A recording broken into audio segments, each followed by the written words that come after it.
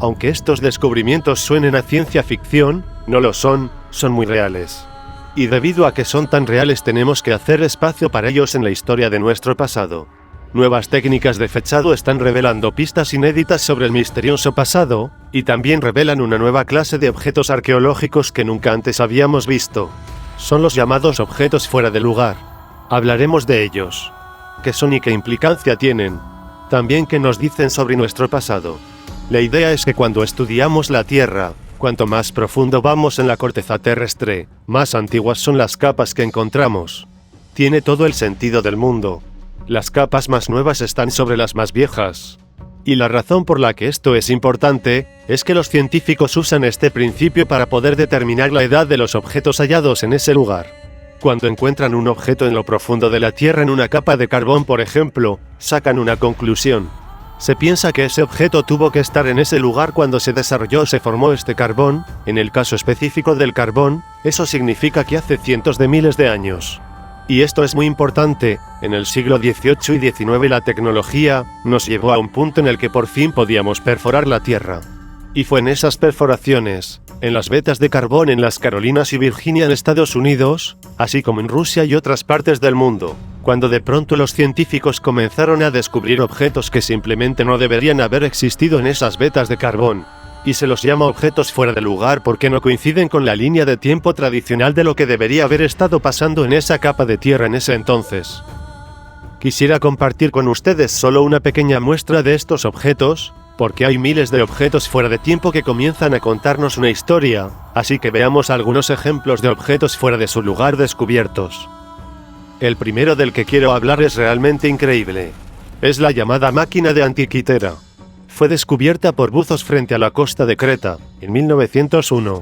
Los buzos estaban buscando otros tipos de objetos y hallaron un conglomerado incrustado de algo que nunca antes habían visto. Recuerden esto, sucedió en 1901, casi al final del siglo antepasado y no el siglo pasado. Y cuando llevaron el objeto a la superficie, vieron incrustado entre las conchas y el sedimento una serie de engranajes. Engranajes muy sofisticados como nunca antes se habían visto, así que tomaron este objeto y lo conservaron. No podían explicarlo, y no fue, sino hasta que los rayos X se hicieron un poco más sofisticados y pudieron penetrar el sedimento, cuando lograron revelar algo en su interior, sofisticados engranajes variables que se entrelazan de una forma tal que el mundo nunca antes había visto. Lo más interesante es que el objeto fue fechado en el año 80 a.C., o sea que tiene más de unos 2000 años de antigüedad, así que la pregunta es, ¿hace más de 2000 años quién tenía la tecnología para crear este tipo de engranaje? Y segundo, ¿quién tenía la tecnología para usar ese tipo de mecanismo en un dispositivo astronómico, que se cree podía calcular los movimientos de las estrellas y de los planetas de una forma que apenas hemos desarrollado recientemente en el siglo XX? Este es un excelente ejemplo de un objeto fuera de lugar, pero hay otros. Ahora vamos a ir del más reciente hacia atrás en el tiempo geológico para darles una idea de lo que enfrentan los científicos. Porque no olviden que la ciencia de la corriente principal nos dice que, en la pirámide del pensamiento, la civilización apenas tiene 5000 años de antigüedad. Ese es el problema cuando comenzamos a hallar objetos como estos. Lo que ven en su pantalla es una figura humana de arcilla llamada Nampa, hallada en Idaho, Estados Unidos. Fue descubierta al perforar un pozo de agua a unos 100 metros de profundidad. Y esos 100 metros de profundidad llevaron al taladro a estratos geológicos, de lo que llamamos Pleistoceno. Estamos en la era del Pleistoceno hace unos 1.2 millones de años. Para que tengan una idea, los humanos apenas surgieron en la Tierra hace 200.000 años supuestamente, y es lo que se afirma, así que la pregunta es, ¿qué es esta figura de arcilla de un tamaño un poco mayor de una moneda? ¿Qué hace esa figura en un estrato del Pleistoceno fechado hace 1.2 millones de años? Los científicos no pueden responderlo. Por eso es catalogado como un objeto fuera de lugar. Y ahora vamos a ir un poco más atrás. Y se trata de un objeto particularmente fascinante. Fue hallado en el norte de Rusia, Levisk. Si observan atentamente verán que es un pedazo de roca que se parece a un microchip. Es un microchip que no debería estar donde estaba, porque la roca pertenece a un período aún más antiguo de nuestra historia geológica, viene del período pérmico, entre 225 y 250 millones de años atrás. Y esto no puede simularse porque el circuito está incrustado en el estrato, y ese estrato se creó entre 225 y 250 millones de años. ¿Cómo pasó esto? ¿Qué nos dice esto de nuestro pasado? Uno de los mayores misterios en los que se encuentran los científicos en la actualidad. Pero esto va más allá. Fue en Nuevo México en el año 1987, cuando un investigador halló lo que ven ahora en su pantalla, y es exactamente lo que parece, una huella humana. No es una huella humana cualquiera, es la de un perfecto y formado ser humano. El problema es que esta huella también se encontró en un estrato del Pérmico, de hace unos 290 millones de años. Pero si los humanos aparecieron supuestamente apenas hace 200.000 años, ¿qué hace entonces una pisada humana en un estrato de hace 290 millones de años? En el período Ordovícico, un grupo de científicos descubrió lo que están viendo ahora. Es un martillo de hierro con un mango de madera encontrado específicamente en London, Texas, fue hallado en 1936. Tampoco puede ser simulado. El mango está incrustado por completo en el estrato y la madera de este mango, de hecho quedó carbonizada, así que, el mango es totalmente de carbón. ¿Cómo llegó este martillo a un estrato de unos 140 millones de años de antigüedad? One of the more intriguing of those artifacts is the London artifact, a hammer. This hammer was discovered in June 1936. It is in rock, hard concretionary rock, that is assigned an age of 140 million years. Ahora vayamos a Sudáfrica. Hace años en Sudáfrica se halló uno de los grandes misterios, un campo completo de esferas de un metal que no existe en nuestro planeta tal como lo conocemos hoy. Es una aleación, y no ocurre en la naturaleza terrestre, pero además, las esferas tienen ranuras creadas por máquinas. Algunas son grandes, decenas de centímetros de diámetro, otras tienen apenas unos cuantos centímetros. Pero aquí está el problema. Esas esferas de Sudáfrica han sido fechadas, y tienen 570 millones de años. Veamos un poco de contexto. Lo que ven es un mapa geológico del tiempo.